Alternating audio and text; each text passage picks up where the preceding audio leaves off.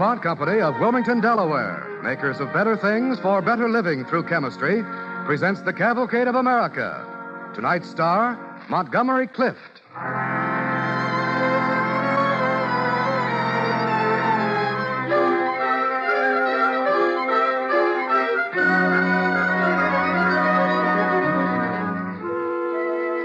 Tonight's DuPont Cavalcade, The Metal of the Moon, stars Montgomery Clift as Charles Martin Hall. The story begins on a September day of 1884 in the little town of Oberlin, Ohio. It was warm, but not hot. Down from Lake Erie, some 20 miles to the north, a wisp of wind tickled the elm trees along College Street, patted the flag on the campus of Oberlin College, and finally meandered off rather aimlessly to the south. It was a good day for a nap. Then... Har! Har! Har! Come on in. Where is it, Chief? Where's the fire? It's a Hall place on College Street. Young Charlie Hall must be experimenting again.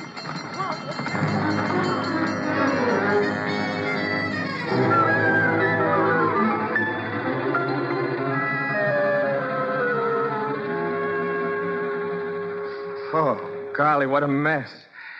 Julia, Lou, will you help me clean it up? How did the fire start, Charlie? Yeah, what happened? Well, I don't know. I was working here on an experiment, and I just wanted to try something else, something just a little different from what it said in the book. And then, boom. When Father gets home and sees what's happened, that's what'll happen. What'll happen, sis? Just what you said. Boom.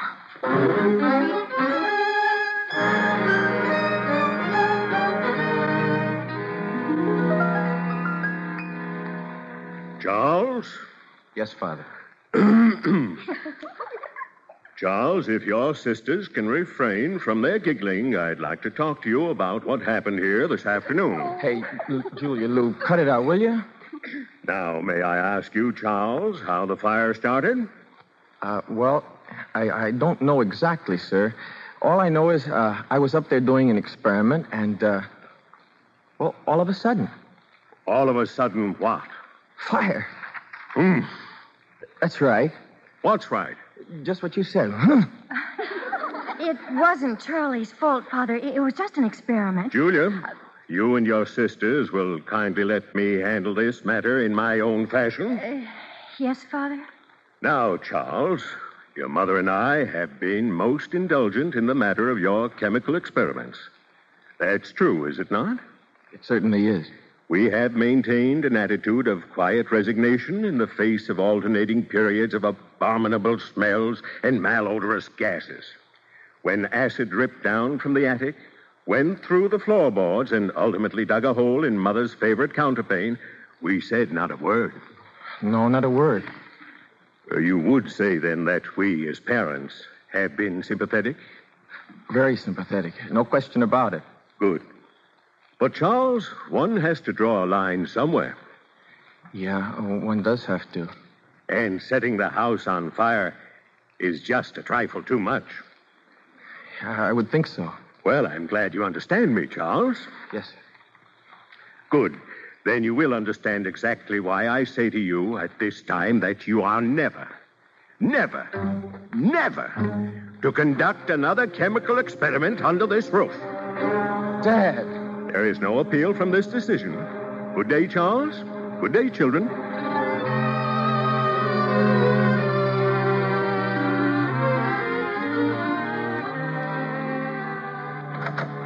Good morning, Professor Jewett. Well, Mr. Hall, come in. I hope you don't mind my bothering you in the laboratory. Nonsense. Say, what's this I hear about a fire out at your place? One of my experiments. Oh. Well, that will happen. Made a terrible mess. I'm sorry to hear that. I've been banished. Huh? Exiled. Oh, my. I can't work nights anymore. I got kicked out of the attic. Well, hard to work in chemistry without a laboratory. It sure is. What am I going to do? How would you like to work here with me in your free time? Could I, sir? Well, why not? All we need is the permission of the head of the chemistry department at the college. But, Professor... I know. I'm the head of the chemistry department of the college. Very well. Permission granted.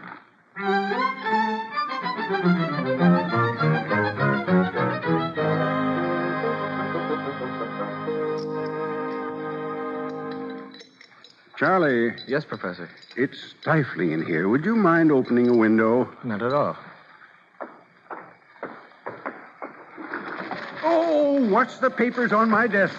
Oh, hand me that paperweight. Yes, sir. Thanks. That'll do it. What are you looking at, Charlie? The paperweight. So light. Before I picked it up, I thought it was lead. But it doesn't seem to weigh anything. Oh, that's not lead, my boy. What is it? That's one of the crown jewels of chemistry. Aluminum, Charlie. Pure aluminum. One of chemistry's will-o'-the-wisps. I never saw pure aluminum before. Not many people have. It's almost a laboratory curiosity. And what a pity. A strong, wonderful metal, lighter than iron, copper, zinc, or lead, resistant to corrosion by water or air. But a baffler. A real puzzler, Charlie. Why? What's puzzling about it? Well, it's modesty, if you can call it that. This thing called aluminum is one of the most common elements in the Earth's crust. Every clay bank is full of it. But you can't get it out just by issuing a polite invitation. Mm-hmm. It never occurs in its natural state as pure aluminum. It's always bound up tightly with other elements. And no one as yet has ever found a method of extracting it economically, getting it out in a pure state at a price low enough to make it economically feasible. They can't find anything that'll reduce those compounds. No, indeed. Some of the greatest chemists of the world have tried and given up. Charlie, here's something to think about. The man who finds a way to extract aluminum from its compounds on a commercial scale would be a benefactor to the world and, incidentally, lay up for himself a great fortune. Mm-hmm. I mean that, Charlie. I'm serious. Sure is something to think about. Sure is.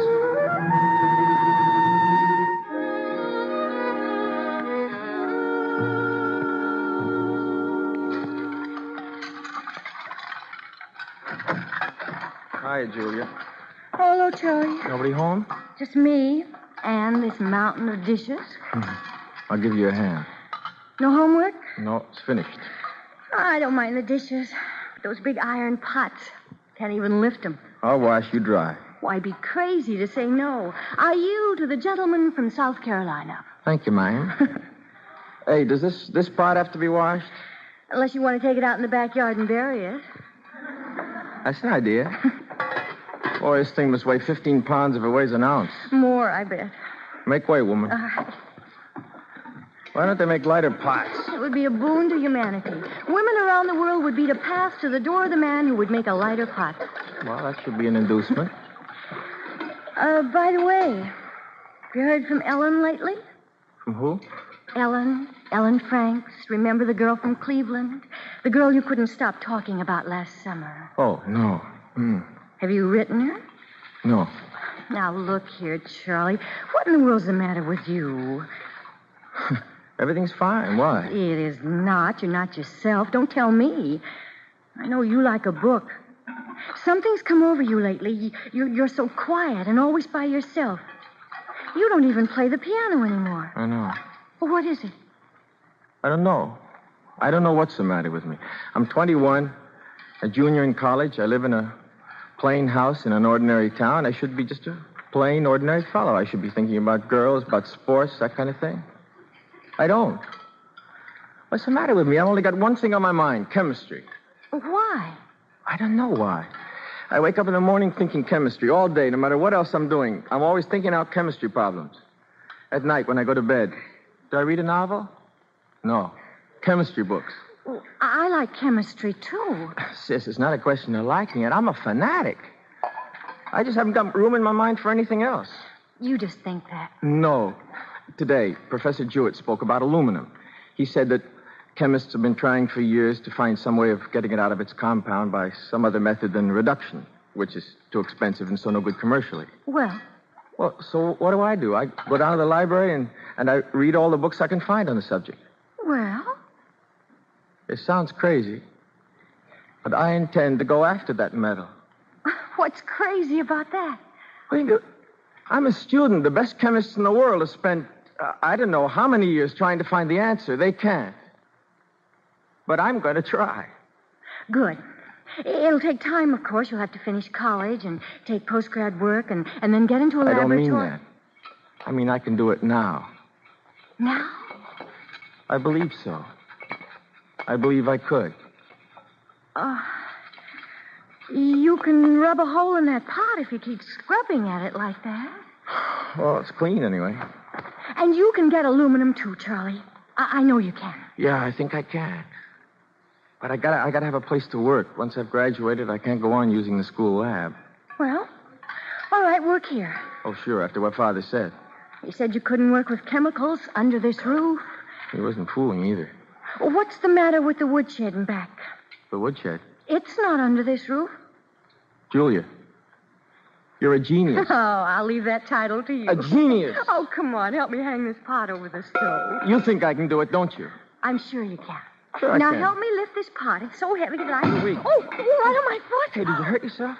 My foot. I'm sorry. Well, it wasn't your fault. But I tell you this, Charlie Hall. You hurry up and find out how to get aluminum. And the first thing you do with it is to make some lighter pots.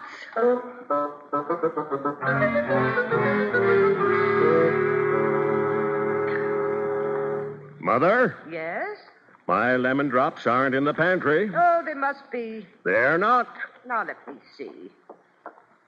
Well, that's funny. My cookie jar's gone, too. They're in a glass jar, as always. Cookies? The lemon drops. Well, I can't understand it. For the past few days, all of my glass jars have been disappearing. Indeed? Oh, well, it's nothing very important. I insist it is important. What is the world coming to when a man's lemon drops aren't safe even in his own home?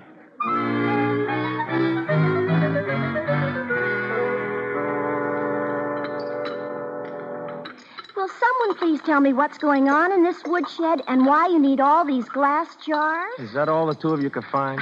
Charlie Hall, there isn't a glass jar left in the house. I'll take an oath on that. I want to know what's going on here. We're making a battery, Louie. A battery?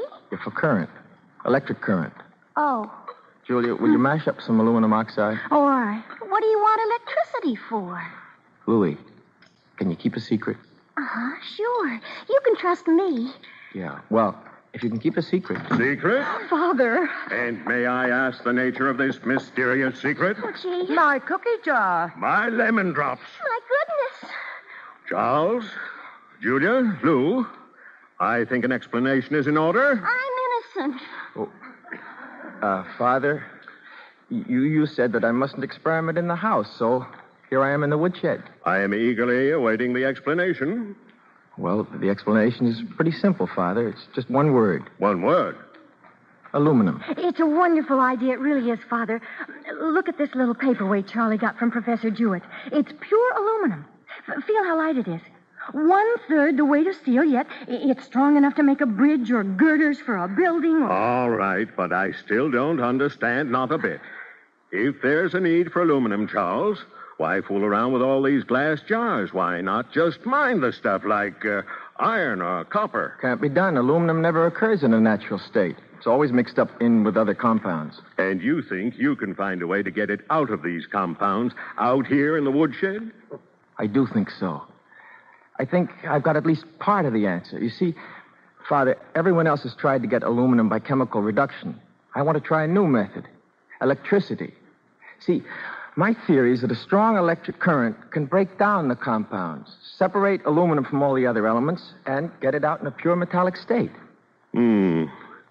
Charles, have you talked this over with anyone qualified to judge the merits of your theory? Yes, I have, with Professor Jewett. And what does he say?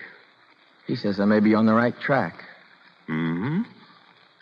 I think I made myself clear on the matter of chemical experiments at home, Charles. You said not under the house roof. So I did. This woodshed isn't under the house roof, Father. A technicality.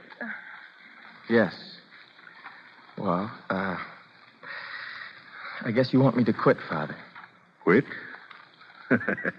No, Charles, no, I don't want you to quit.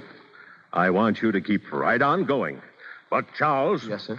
I will ask you one favor. Of course, sir. Please be good enough to turn back to me the lemon drops that were in my glass jar.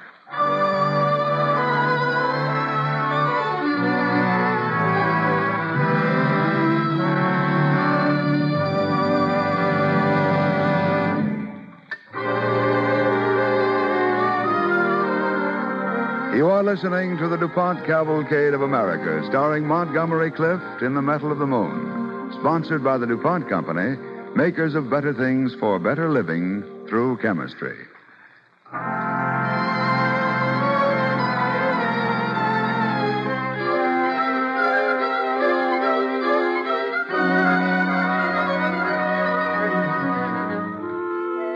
The DuPont Cavalcade continues, starring Montgomery Clift as Charles Martin Hall in The Metal of the Moon.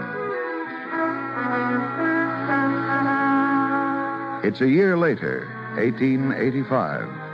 Charlie Hall has graduated now, and in a battered old woodshed behind his house in Oberlin, Ohio, he is still searching for the secret of aluminum. Hello. Hi. Any luck? No. I can't seem to find the right thing to melt down aluminum oxide. What's next? Don't know. I know. All right, tell me. The next thing is a hayride. A what? A hayride? Oh, come on, Charlie. We're all going. It'll be lots of fun. Oh, no. Charlie, listen. You've been cooped up in this woodshed for months now. It's no good. It's bad for you. I got to get to the bottom of this. Look, it's smothering you. You can't think clearly about it anymore because you've been so wrapped up in everything. You need some time off. Your brain needs a vacation. I'm not so sure I still have a brain. And besides, since when is a hayride a vacation? What is it then? A hayride? Mm-hmm. Well, I'd say that a hayride is a type of ambulating crucible in which various explosive chemicals react against one another. React or attract? You've got a point. All right, come on, let's find out.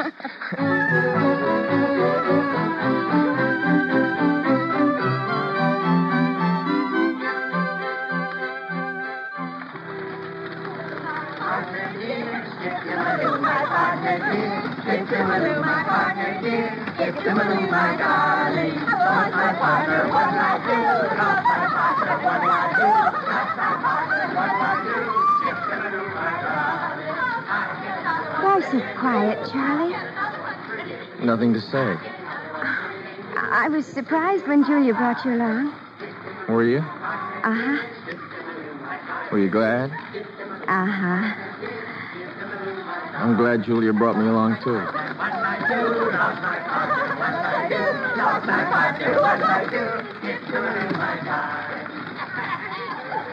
Charlie, what are you thinking about? Nothing special. You know what I'm thinking about? Tell me. The moon. The moon? Mm-hmm. Same old funny-looking moon. No, it isn't. Tonight it looks different somehow. Bigger than ever. Bigger? Wider than ever. Just a big round rock of ice. A rock of ice. Uh-huh. Rock ice. That's what it looks like. Rock ice. Sylvia, dear, I'll see you later. Oh, Charlie, what's the matter? What is it, Charlie? Sylvia, what happened? What happened to Charlie? Well, I don't know. I didn't say anything. I didn't do anything, and Charlie ran away.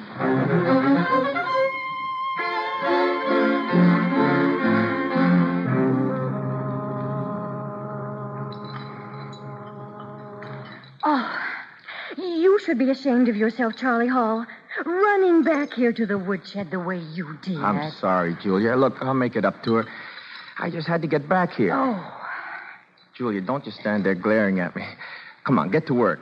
I will not. Until you tell me why you ran away. Rock ice. Sylvia said that the moon looked like a rock of ice, and suddenly I thought, rock ice. That's what'll do the trick. Rock ice? Yes, have you ever heard of it? No. Look, rock ice is cryolite. And cryolite is just what I need as a solvent for aluminum oxide. Unless I miss my guess, aluminum oxide will dissolve in it, and we'll get what we want, a melted mass containing no water. Now, will you please get to work on that aluminum oxide, and I'll heat up the clay crucible, all right?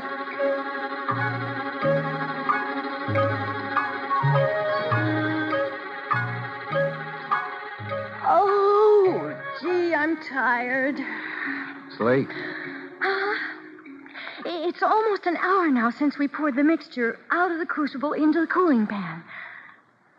Let's take a look. All right. You hand me the hammer? What should happen, Charlie? If it works out like I figured, somewhere in this cake of hardened cryolite, we should find pure metallic aluminum. Oh. Well, let's see.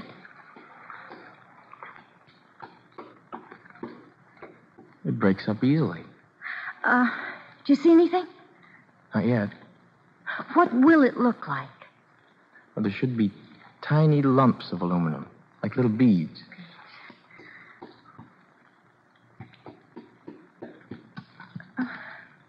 Well?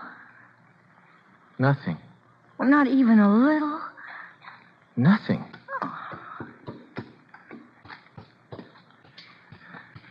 No use. Nothing. Not a trace of aluminum. Not even one little bead? Not one. Not one. Well... Charlie, what went wrong? Something. But everything seemed exactly right. The cryolite melted down. The aluminum oxide dissolved. Maybe it didn't have enough current. No, it's not that. It's not that. Well, then what? I don't know. Somewhere along the line. Well, let's see. Let's go back step by step. All right. First, I crushed down the aluminum oxide. That was all right. And we melted down the cryolite. That was all right. Put the aluminum oxide into the crucible. The crucible. Oh, there was nothing wrong with the crucible, Charlie. It stood up fine. No, sure, it stood up fine, but something in the clay reacted with the aluminum. It spoiled the experiment. We got to find another type of crucible. What kind? Carbon. Why carbon? Why? Because carbon is chemically stable. And a crucible made of carbon won't have anything in it that'll prevent the electric current from separating the aluminum from its compound. Come on, let's get to work.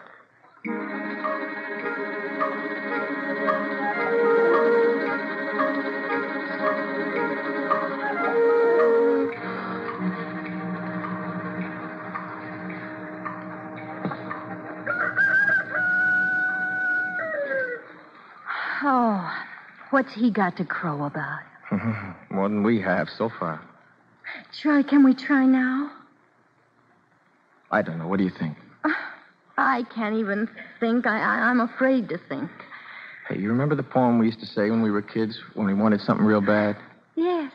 Well, say it. All right. I hope it's white. I hope it's blue. I hope that all my dreams come true. I hope it's white. I hope it's blue. I hope that all my dreams come true. Julia. Anything? Anything at all? Julia, look. Beads. A lot of beads. Aluminum. Pure aluminum. Like jewels. The crown jewels. Look at them. The crown jewels of chemistry. Pure aluminum.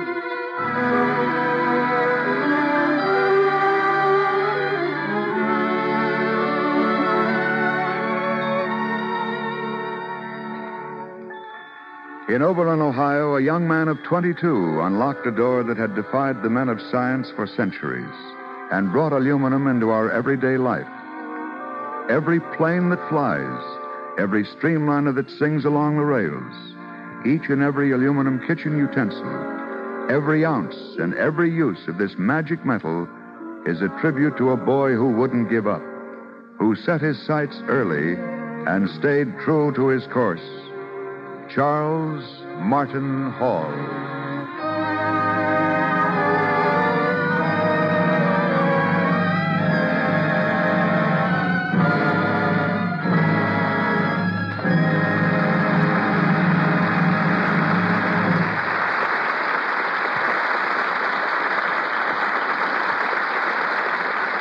Our thanks to Montgomery Clift and the Cavalcade Players for tonight's story, The Metal of the Moon.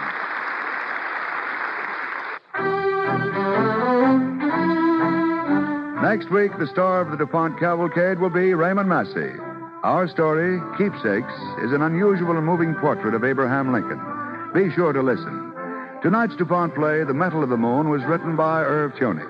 Appearing with Montgomery Clift were Amzie Strickland as Julia, Danny Yocco as Father, Bill Adams as Professor Jewett, Jean Gillespie was Sylvia, Patricia Hosley was Lou, Irene Hubbard was the mother, and Roy Fant was the chief. Music composed by Arden Cornwell and conducted by Donald Voorhees.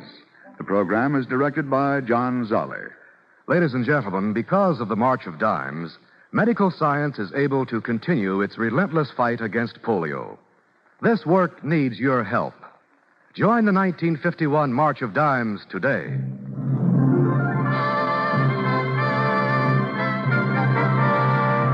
Don't forget next week, Raymond Massey.